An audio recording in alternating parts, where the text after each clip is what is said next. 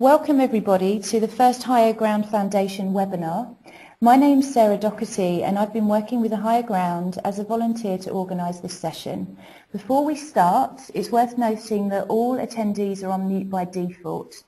There will be an opportunity at the end to ask questions via the questions pane on the attendee control panel. Although if you need to send me a message for any reason, then please do so via the question panel. I'd like to welcome our four great speakers to this webinar, as well as our moderator, Thomas Kerr from the World Economic Forum. Tom is the Director of Climate Change and Green Growth Initiatives. Tom's role at the Forum entails working with multi-stakeholder groups of companies, financiers, governments and NGOs to advance solutions for climate change and green growth. The World Economic Forum stakeholders have been increasingly asking them to help engineer solutions for financing and implementing adaptation measures during the past 2 years. They are therefore advancing solutions in climate-smart agriculture, water resources planning and clean energy finance in a number of countries to develop what they call proof points of models that should work and can be replicated. I'll now hand over to Tom. Well, thank you, Sarah, and good afternoon or good morning, depending where you're calling from. I appreciate the invitation to moderate this session. I look forward to hearing from all the speakers, a very good mix of public and private and NGO experts that can give us their perspectives and really answering this question, is there a business opportunity to be had in managing climate risks and disasters? As Sarah mentioned, I'm the Climate Change Director at the World Economic Forum, and we are getting increasing questions from our stakeholders. We are the world's largest multi-stakeholder organization. I have a lot of meetings, our annual meeting in Davos, as well as regional summits, and I travel around the world and meet with a lot of different stakeholders. And I will say there's been a very sharp uptick in requests of stakeholders to do more action on the ground, to develop sort of examples and models that work, and then to bring together the public and private sectors to make sure that these are real investment opportunities. So the forum has run, and then I guess one other key piece is we run this risk response network. If you visit our website, a very interesting risk survey that we conduct every year. One thing I'm actually looking myself right now at the last year's Global Risks Landscape 2012, which sort of has on the x-axis the likelihood of the risk, and then on the y-axis the impact of the risk. And there's also a size of the bubble in terms of its total risk concern. And it was very interesting to me. It's one of these things that I hadn't looked at closely until I prepared for this moderation, and it's fascinating to see the top 2 or 3, I guess actually the top 6 on the top right corner, which would be the highest impact and the highest likelihood, are chronic fiscal imbalances, so that's not going to be something of concern for us here, but water supply crises, food shortage crises, volatility in energy and agriculture, and severe rising greenhouse gas emissions. So those are all very relevant to our topic today. And so this is something that gives us a nice frame in terms of why people are asking. There's certainly a perception of risk and an experience of risk, as well as I think this comes from the extreme weather events and climate events that have really been taking place more and more and caused billions of dollars in economic losses in the past few years. We're getting much more of a link from the IPCC reports that are coming out on disasters and risks. And really, I think that what we're going to hear about today from our panelists is what can government do to strengthen risk management measures and to prepare for the future. There's a lot of early warning systems, data collection, and things like that. There's also a need, as I said before, for new public-private partnerships to share risk assessment tools and to bring together and advance models on the ground. But there are investment opportunities related to climate adaptation, but there needs to be more of a rigorous documentation of the different sector opportunities: agriculture, water, infrastructure, and energy. And then finally, mitigation is clearly also important in this picture. While we're adapting to climate change, there's also great business opportunities to be had in mitigation, and so we're seeing a lot of messaging along those lines. So I look forward to moderating you through a very fascinating discussion today. I will go ahead and introduce the 4 speakers that we have, and we will then go to talk with each of them their perspectives on the adaptation picture, and then come back for question and answer. So first is Mr. Pradeep, from the institutional advisor from Samoa in India. He initiated this NGO organization, and he's been in development and disaster management and communications for many years. He's also the CX of I2D, a social enterprise that is working on the ground to explore how carbon neutral villages can use the intersection between mitigation and adaptation to create a platform for integrated economic development. So he will be our first speaker. He'll be followed by Sue Lynn Garbett-Shields from the UK Department for International Development. She works on policies related to adaptation and climate change at DFID, and her focus is on the role of the private sector and the multilateral banks in supporting action on adaptation and learning lessons from adaptation policy and institutions to inform the design of things like the Green Climate Fund. Our third speaker is from the private sector, consulting from URS. It's Jeremy Richardson, who's the head of climate change and strategic sustainability services there. He works on adaptation and mitigation as well, policy analysis, strategy formulation, assessment, vulnerability, and risk analysis, as well as implementation planning. He's currently working with the World Bank in Jordan and other countries to prepare for nationally appropriate mitigation actions under the UN framework. Our final speaker will be Carl Schultz, who's the executive chairman of the Higher Ground Foundation, where he's responsible for strategic oversights, R&D, and the senior spokesperson. Over the past decade, Carl has focused on climate markets and policy issues and founded energy and environment consultancies, Climate Mitigation Work, and Energy Edge. And I will add on a personal note that Carl and I have been colleagues for many years. We started in 1994 at the US EPA in Washington working on methane mitigation, and have a lot of stories to tell about work we did there. So I will conclude the introduction with that. I look forward to hearing all the speakers, and again, send questions by chat, and I will be looking forward to conducting the Q&A afterwards. So now I'd like to turn it over to Pradeep. Okay, thanks, Tom, and good evening. For many small and marginal farmers, rain-fed agriculture especially is about subsistence. While farms are businesses too, I have adapted the questions that the webinar originally framed by replacing businesses with our farmers to make these more appropriate. To address these, I have added the semi-arids where we work as the geographical context within which we need to find our answers. And I have to warn you that the slides themselves transition from being colorful to becoming sedate and sober as our own thought processes have evolved. The semi-arids have been the environment in which I have lived on and off for 25 years. For a region that is poor in rain days, agriculture is the single largest livelihood resource base. Yet our response to agriculture is driven by different philosophies. The Green Revolution, laser, NPN, organic, permaculture. For someone new to agriculture, it's quite confusing.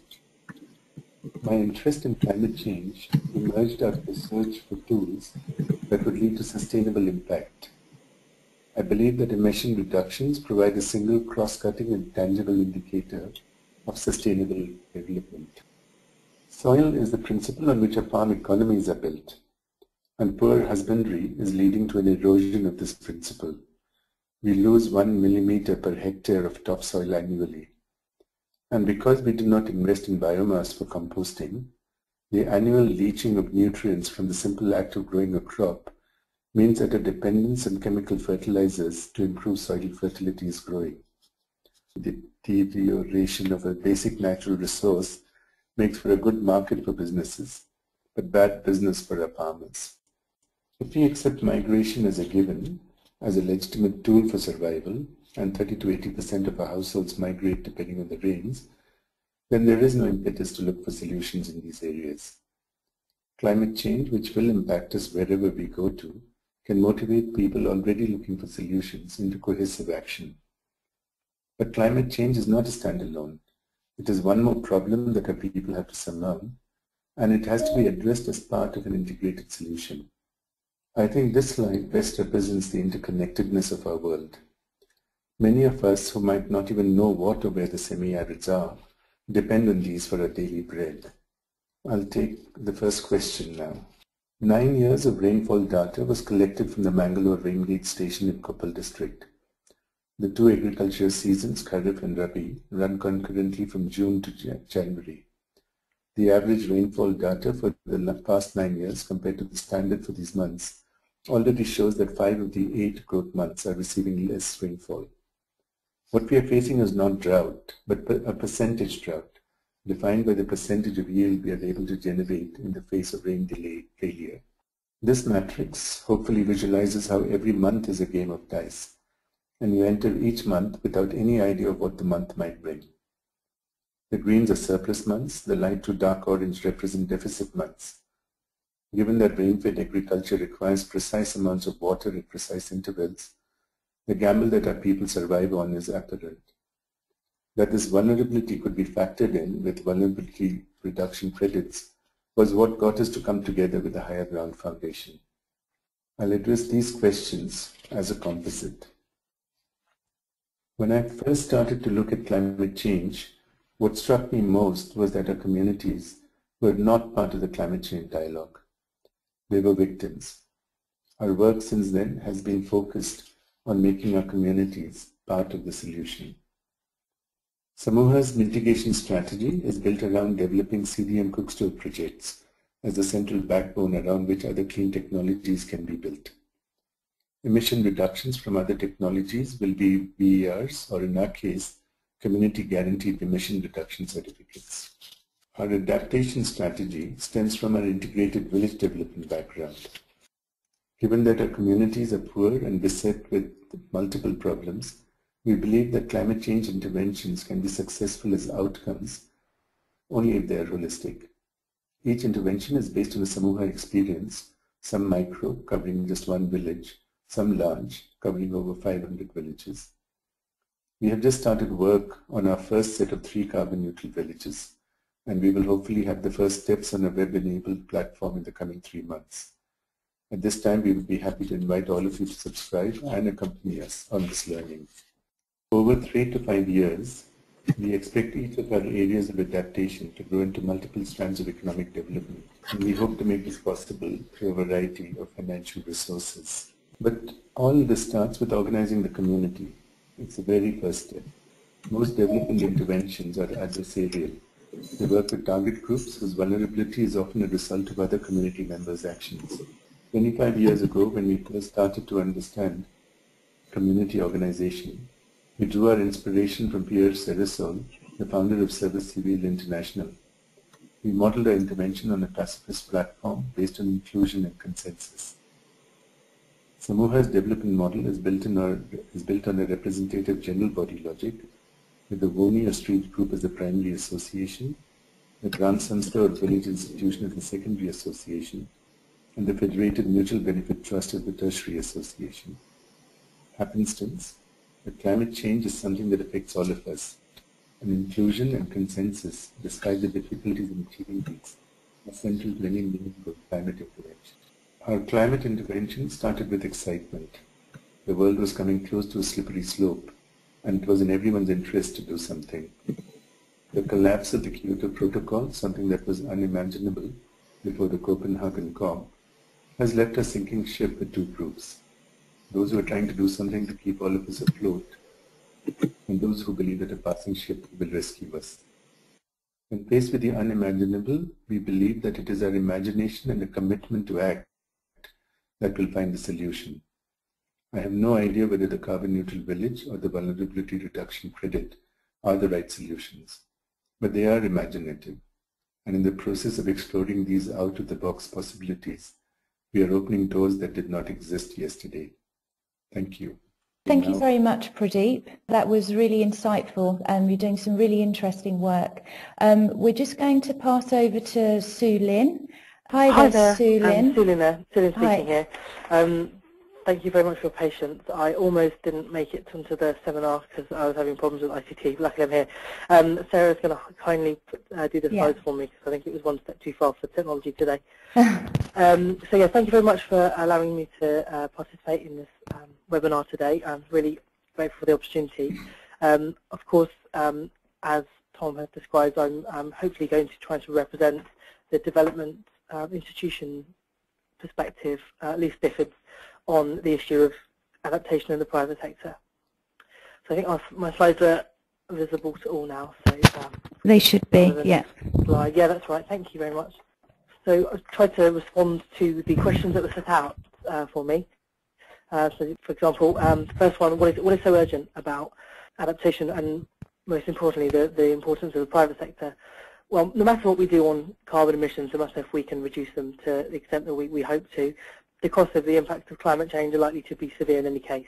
And there'll be consequences for health, agriculture, as my colleague just talked very clearly about, water supplies, and a number of other areas that are vital to the social and economic development of countries.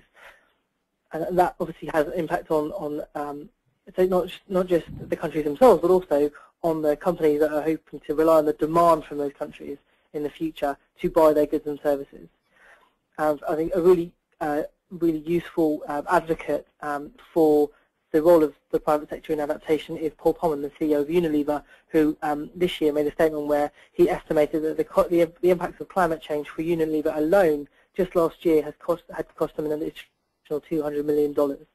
Now, when somebody so senior in such an important company such as Unilever talks in a magnitude of 200 million in 1 year, I think we start to really get some momentum behind this agenda. Insurance companies have long talked about the cost of climate change on their business, but and we understand that. But when someone such as Paul Polman starts talking about those figures, I think that's really quite powerful. We've done some work on the private sector and their role in adaptation, and we've identified two key imperatives to act. The first being to protect its own operations from climate impacts, those around the water supply for their operations, around the health of their employee workforce. And secondly, to provide the goods and services that will help the community to adapt themselves, and obviously that's not through the goodness of their own hearts, but also in terms of the demand for business in those countries. Next please, Sarah. So what do we see the opportunities for business? Now, there are, we've talked about there's a longer narrative around the role of the private sector and the opportunity that there are. They aren't so so obvious just now, but I've tried to identify a couple. The first being a company from Laos who is operating profitably. I think that's really important. A renewable energy provider in rural areas, so they basically rent out equipment to solar equipment, in particular, to provide energy services to rural off-grid communities. That allows those communities to be to operate, obviously, and to be more resilient in the future, and without being on grid. So I think that's really a really important example. And an example from close to home, for example, the Marks and Spencers.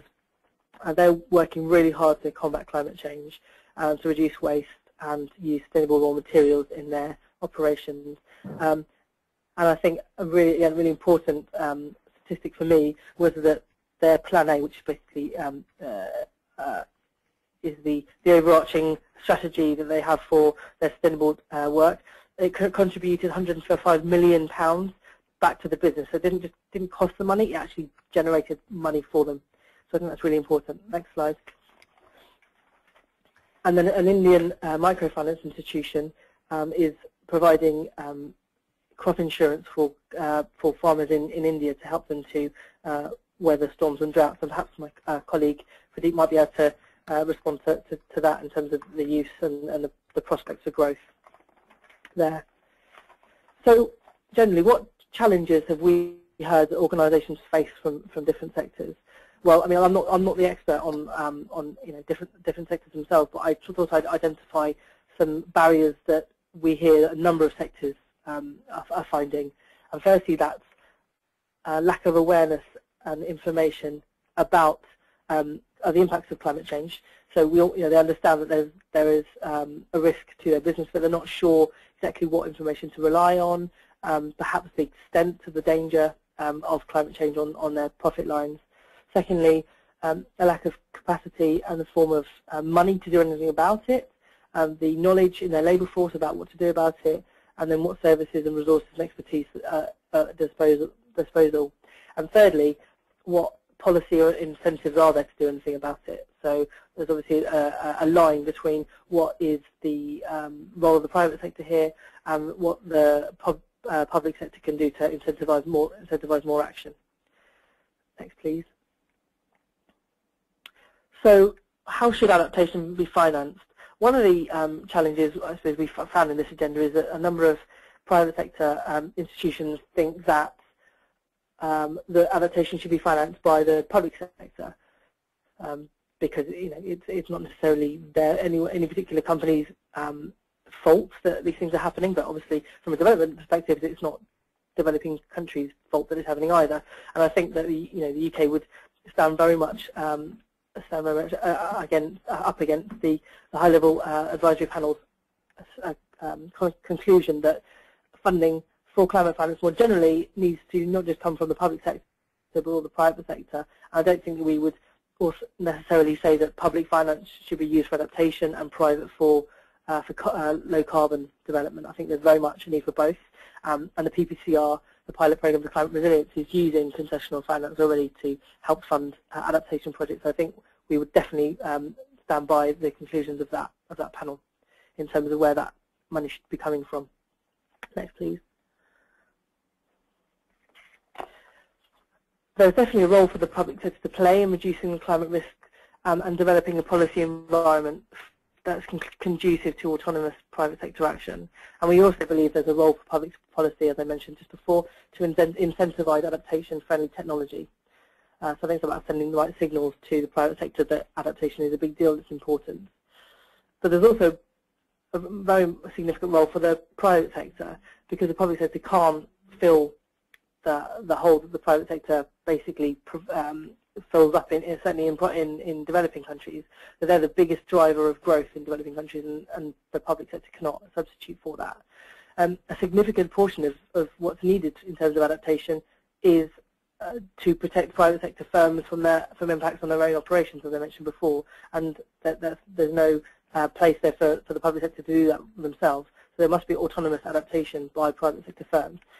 And also, because the private sector is able to potentially profit from new commercial opportunities from adaptation, clearly there can't be an adaptation, there can't be a role for the public sector there necessarily. So I think there's very much space here for public-private partnerships. And obviously it's very, I guess where the difficulty is knowing where the boundary is and how to fill the gaps between public sector and private sector interests, as ever in economic problems. Next, please. So just in terms of looking at the existing initiatives that certainly DFID are involved with in this field, we've done some analysis of the private sector on adaptation, done some work doing on surveying private sector firms to understand where they're coming from, what the extent of understanding is around here. For example, we supported the report by the PwC for the UNFCCC just up to Durban, looking at business leadership and adaptation. And that was a really useful study. I'm happy to share the links with you if there's interest there. It's a couple of years old, so some of you may already be familiar with it. Also, in terms of insurance, the UK was a original contributor to the Caribbean Catastrophe Risk Assurance Facility, which supports countries in the Caribbean to respond to impacts on them. We also held an event in March this year with Willis Ray, looking at the role of private sector in resilience more generally.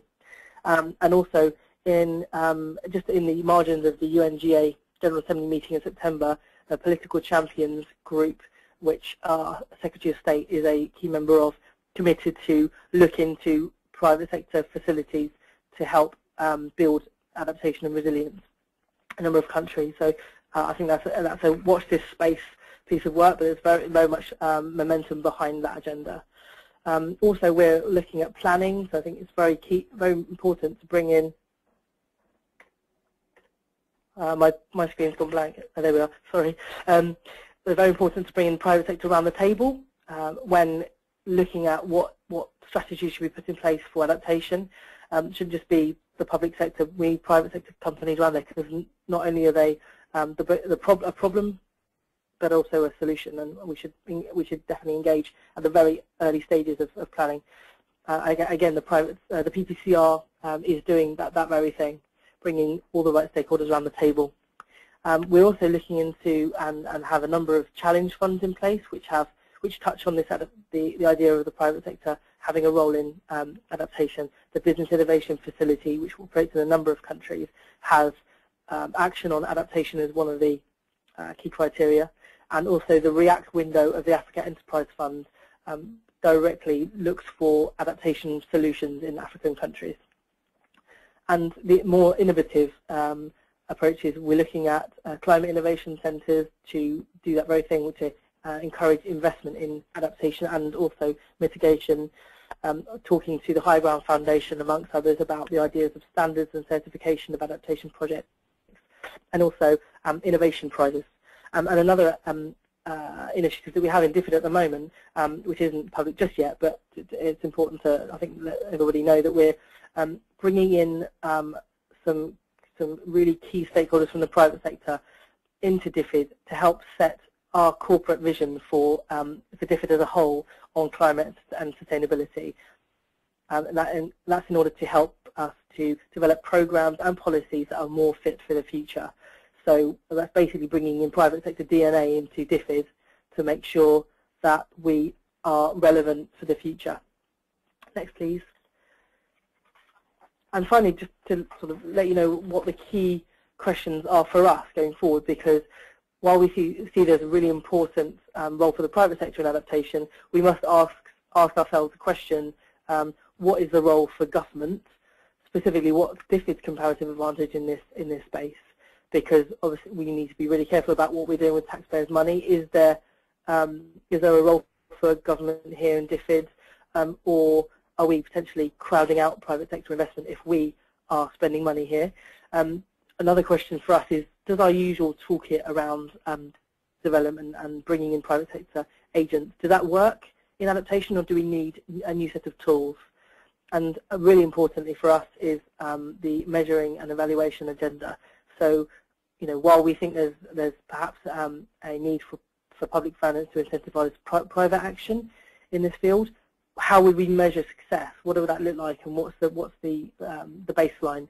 So those are really key questions for us. And I think I'd just like to sort of end by saying that, you know, we're working in fields that are quite new for us for DFID. So working on climate adaptation, it's quite a new field. It's growing in DFID, but we're still very much learning. Similarly, on the private sector, we have a new approach to working with the private sector and trying to really adopt private sector efficiencies and ways of thinking into our work, but that's also quite new.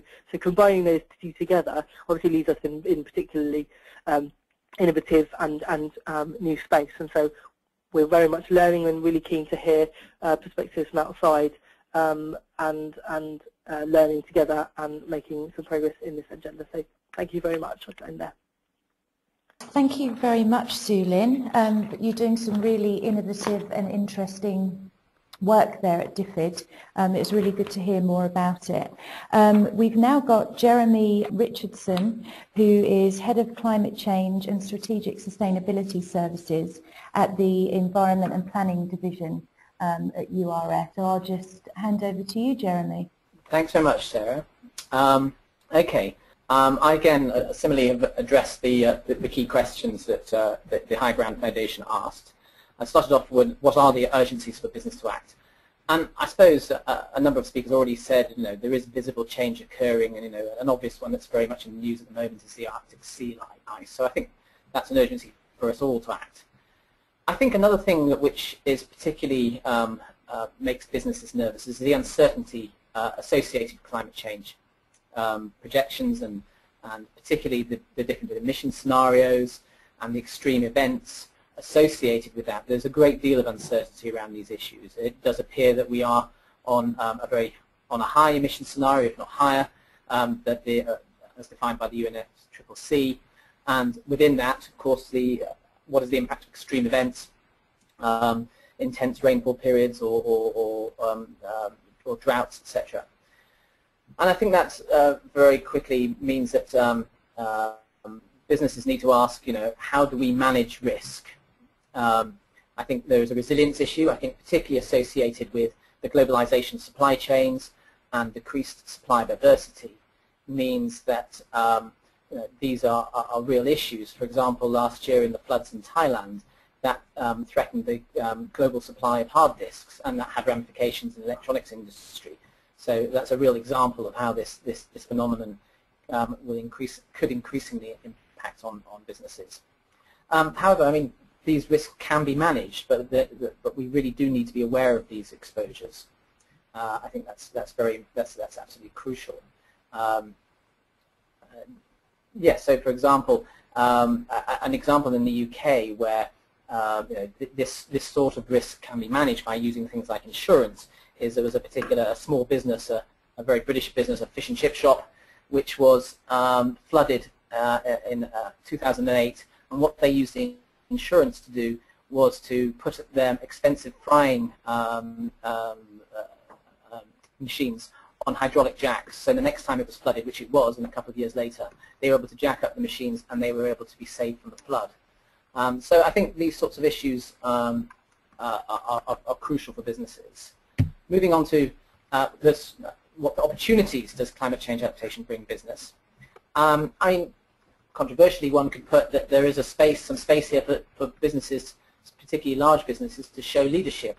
I think the last speaker mentioned about Unilever, and these sorts of businesses perhaps can show some leadership where at the moment it's quite challenging for countries when there's been so much disagreement in the international negotiations.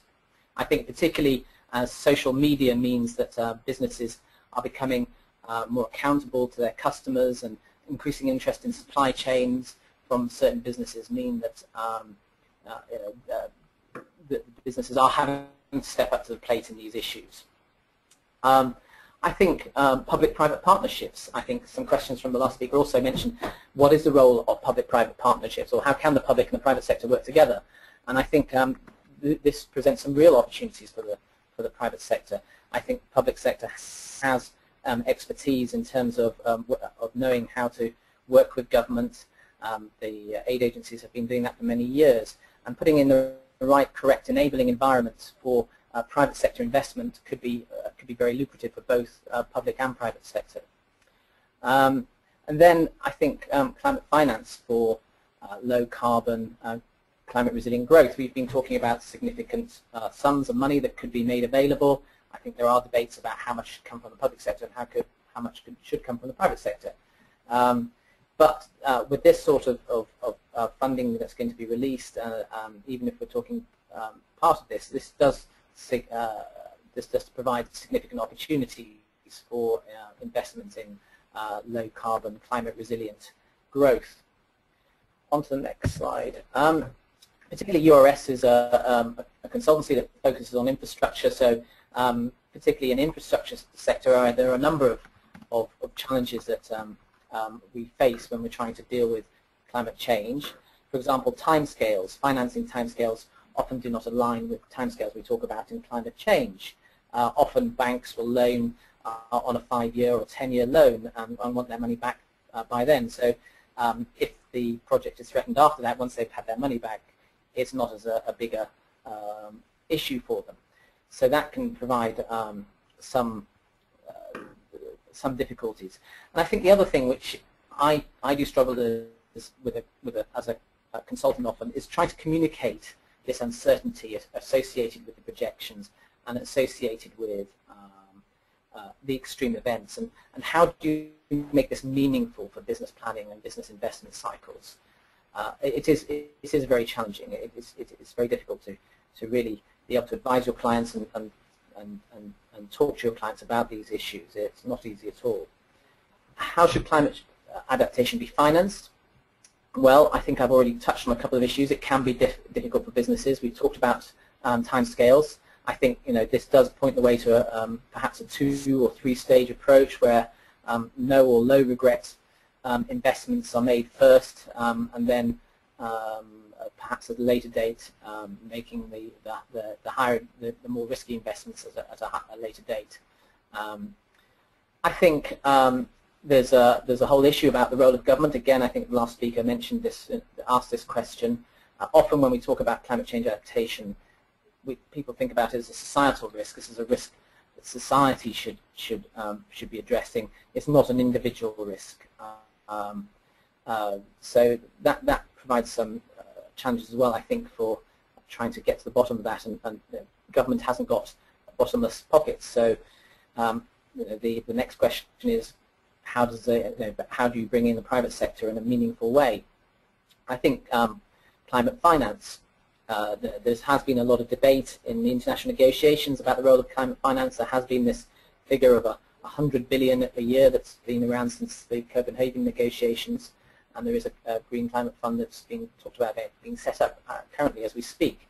And I think one of the neat mechanisms under that could be a good way of dispersing this money are the formal public-private partnerships or PFI mechanisms that have been tested in many countries. This does require a deep understanding of risk sharing. What is the appropriate amount of risk a government should take? What is the appropriate amount of risk that that a private company should take? Nobody's interested in setting up a project where after a while the public sector can't pay anymore because there isn't sufficient risk being put onto the private sector, and likewise the public sector isn't interested in making the private sector go bust either. So, and I think there is getting a good body of evidence internationally of how do you set up these public-private partnerships in a sensible way that does share risk appropriately. Thank you. Thank you very much, Jeremy. I thought that was a really interesting presentation, especially around the need for the public-private partnerships. I mean, that definitely seems the way that things need to go. So thank you very much for that. So now we've got Carl Schultz, the Executive Chairman of the Higher Ground Foundation.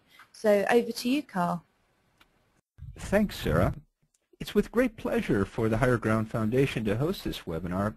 And as a nonprofit with a mission to really enlarge the field of active participants in climate adaptation, we really hope this short event will result in further clarity regarding opportunities that businesses can have to get more involved in adaptation. So in the 10 minutes I have, I'm going to try to focus on the ways, the whys, the hows of climate adaptation finance, and especially is how they can support greater business action. And in particular, we'll outline Higher Ground's initiative to introduce a new mechanism that we believe can be an important tool to enable private involvement.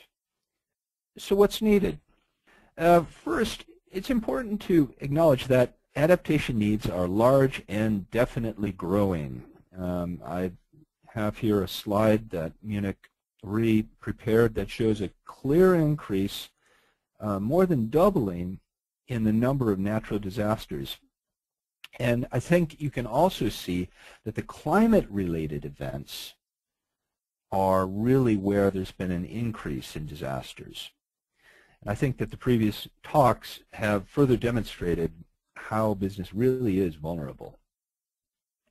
The think tank DARA estimates the economic impacts are over $500 billion each year already. And it's most acute, unfortunately, for the least well-off countries. And this is a reason why we're focusing on developing countries today. In fact, DARA estimates within 2 decades, climate change will result in almost an 8% GDP hit for the very poorest of countries. And as I note here, the human costs and deaths and damage to livelihoods, well-being is very, very severe. Now, DARA's study underlines something particularly relevant for our webinar, and that's that already they believe that spending on adaptation is around $150 billion per year. And this is expected to grow to over $1 trillion per year by 2030. Now, that's a big cost, but compared to the impacts of the damages from climate change, it's a really good investment. And this has been shown in a number of studies.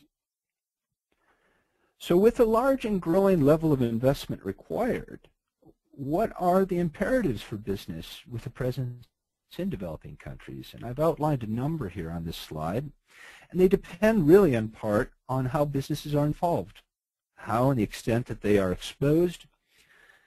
But in general, it's my belief that business must be engaged to gain comparative advantages in a highly competitive space of the global market.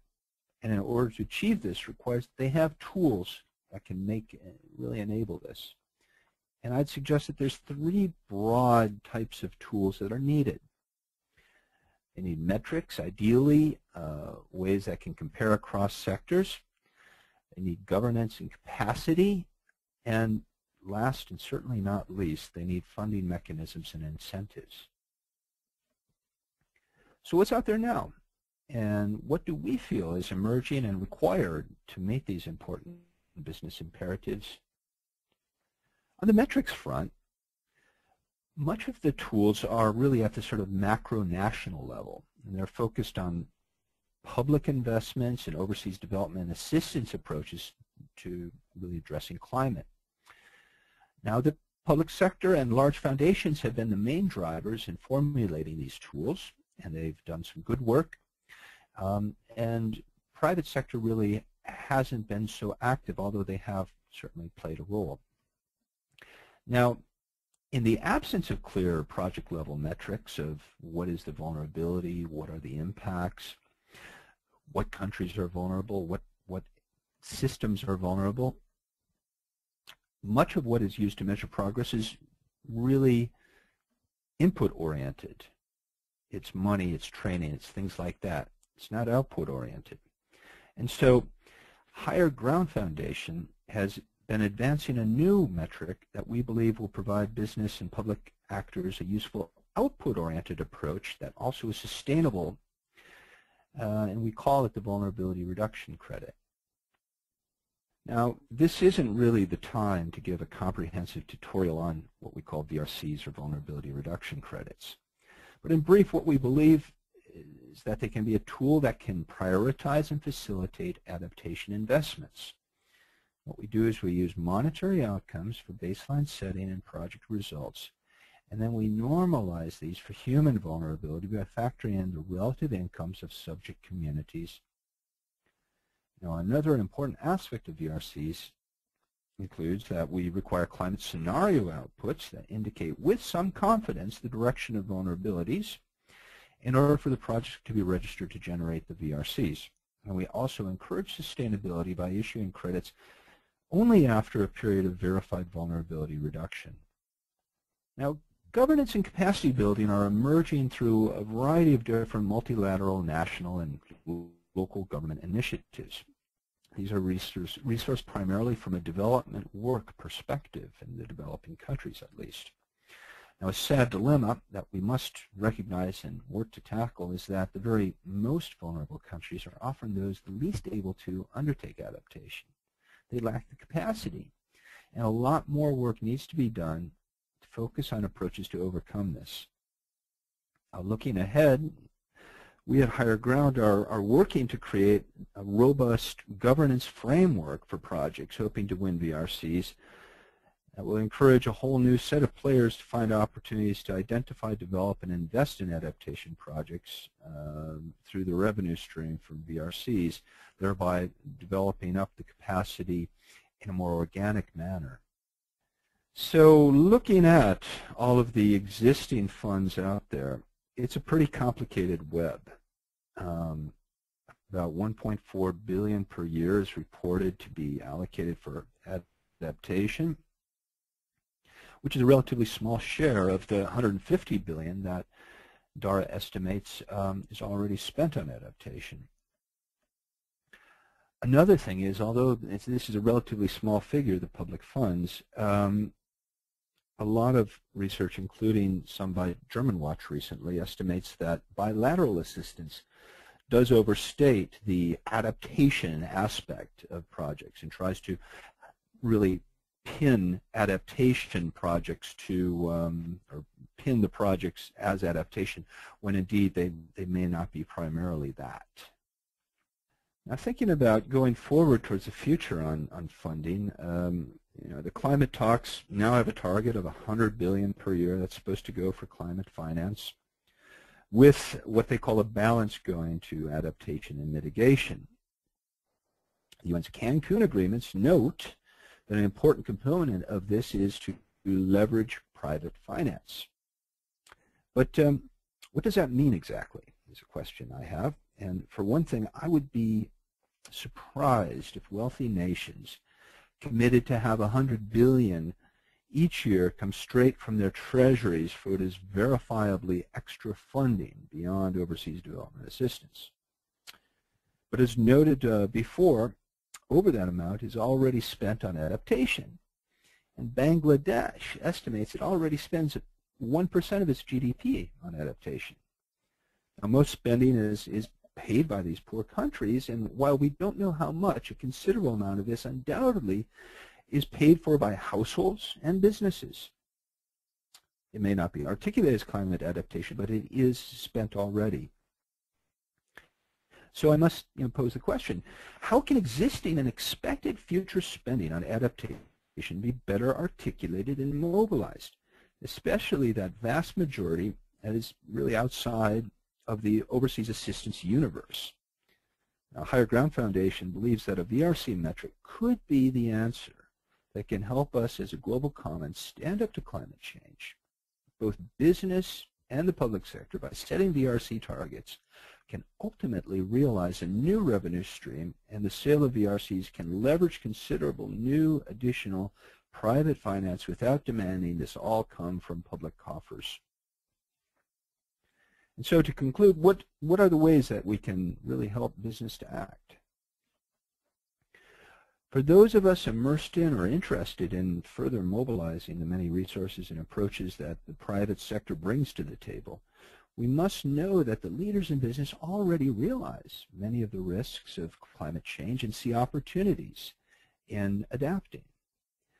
Now, Higher Ground surveys of interested participants in climate adaptation finance have indicated a variety of reasons, as noted here in our poll, with corporate social responsibility and supply chain issues dominating as responses. Yet there remains considerable work to be done in articulating the incentives to fully leverage businesses' latent needs for being involved in adaptation, especially in ways that equitably support the most vulnerable in developing countries. Now, policymakers, I believe, should sharpen their focus on improved metrics, governance, and funding so that we can make this happen. Companies need to avail themselves of existing opportunities and be proactive in seizing further opportunities. So Higher Ground Foundation's mission is really to further this debate, and we stand prepared to partner with you as businesses or foundations or public bodies, to pilot our VRC mechanism and create a voluntary market so that we can really stand up to climate change. And as for next steps, we'll be in touch to solicit your views and forge a pathway to get the guidance and cooperation with you to see if we can make this happen. So I thank you, and I hope that this is simply the start of a fruitful dialogue. Thank you. Thank you, Carl. That was really interesting. Yourself in the Higher Ground Foundation and the rest of the team that works with you are doing some really groundbreaking work in this space. Tom, I think we're now ready for questions. Let's see. Tom, are you there? Okay, well, let's field some. We have had some questions that have come through. Tom, are you there? Okay, well, why don't we select a few? There are a couple that have come through. Okay, why don't you just pick a few and assign someone to address those? Okay, so then this is one for Sue Lynn. What percentage of DFID's budget and number of staff are dealing with adaptation? Okay. Okay. So I think, well, the first part of the question is a lot easier than the second.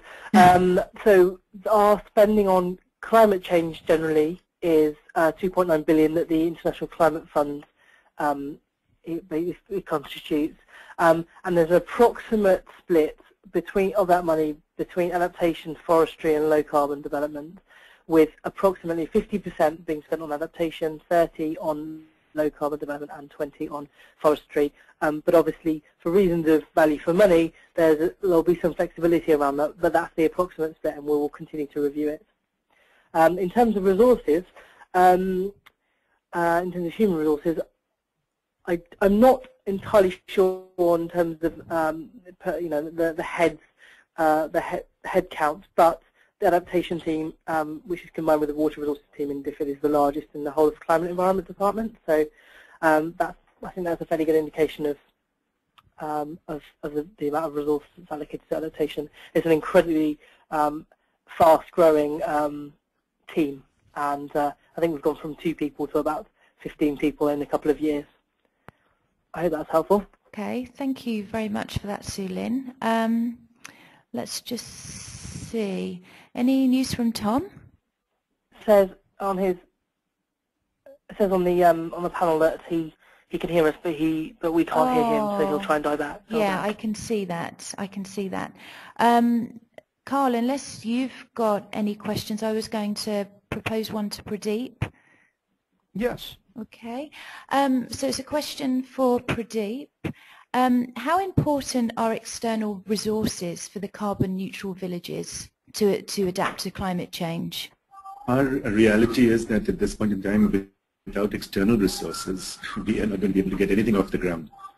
We've tried to work with communities, tried to get a certain amount of volunteer work going through, etc. But the reality of it is that adaptation is going to cost money. And at this point of time, there is really no space in the world that I live in, which is the sort of the development world, for donor agencies, for example, to have a clear portfolio, right, on climate change. I think there are only 2 or 3 organizations which are focusing on climate change in terms of the grassroots. There's a lot of focus in terms of advocacy, in terms of policy, but in terms of actual resources on the ground, it is very scarce. And without external resources, I am not sure whether we can get any of the sort. Let's see if we've got Tom back. Thank you very much for that, Pradeep.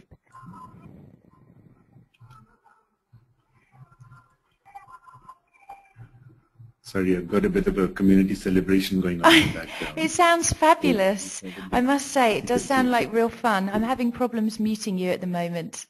Right, okay, well let's see, we've got another one here. I think this is for nobody in particular in the panel. I don't know who's best positioned to respond.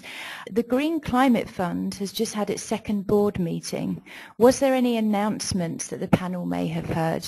So that's open to the whole panel. I probably should maybe answer this question, but I don't, having just come back from a period of leave. But I do know that the meeting has taken place, but I'm afraid I don't know of any specific announceables just yet.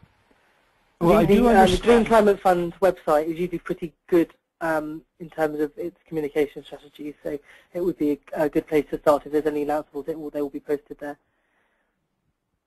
I do understand that it will be headquartered in Korea, in South Korea, and that was just announced. Okay. Jez, did you have something to say? No, I didn't have. I am not familiar with the latest, so okay. I can't really add. Well, we don't seem to have Tom back, unfortunately, and we are drawing very close to the end of the webinar in terms of time. So, I mean, I personally would like to thank the speakers for their time and their effort that they've put into the webinar. And I don't know if you've got any closing words, Carl? Yes, well, Higher Ground, I'd like to thank Tom certainly for his excellent stewardship. I'm ashamed he couldn't be here at the end to close this, but we're certainly indebted to all of the panelists who did, I think, a fantastic job articulating, from the various perspectives, how business is involved or can be involved in adaptation. I'd also like to thank all of you participants. I see we've had over 100 for your attention to the talks and engagement on what I think is a very thought-provoking subject. Higher Ground will be following up with you all to see how we can continue to dialogue and create a meaningful space for leadership in business to further formulate the metrics, the governance, and the finance required to address climate change. And so I'd like to thank you all and certainly enjoy the rest of your day, and I hope that this is just the beginning of a much more extensive dialogue. So thank you. Thank you very much. Just one last thing, sorry, I've seen there's some more questions have come through, so we will endeavour to respond to the individuals that did post questions and also make the webinar recording available as well as the slides. Thank you very much. Thank you. Bye-bye. Thank you. Thank you. Bye-bye.